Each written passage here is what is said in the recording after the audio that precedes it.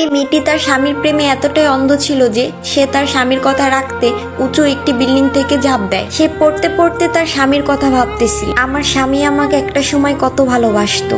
তাদের কলেজ লাইফের লাভ স্টোরির কথা, একে অপরকে কত ভালোবাসতো, এমনকি দুজনে একে অপরের নামও তাদের হাতে লিখেছিল। এরপর দুজন সিদ্ধান্ত নেয় তারা দুজন বিয়ে করে সংসার করবে। এই সব কথা ভাবতে ভাবতে মেয়েটি নিচে পড়ে মারা গেল।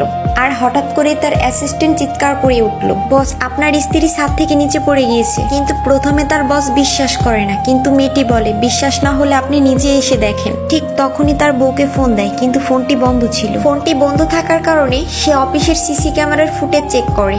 ফুটেজ চেক করার পর দেখা গেল তার স্ত্রী তারই অফিসের ছাদে গিয়েছিল। ঠিক তখনই দৌড়ে এসে ম্যানেজার বলল, বস আপনার স্ত্রী মারা গিয়েছেন। কথাটা শুনে দৌড়ে গেলেন স্বামী তার বউয়ের কাছে। এটা শোনার পর এমন ভাবে ভেঙে পড়ে সে যে তার স্ত্রীর কাছে যাওয়ার মতো শক্তিটুকু তার মধ্যে ছিল না।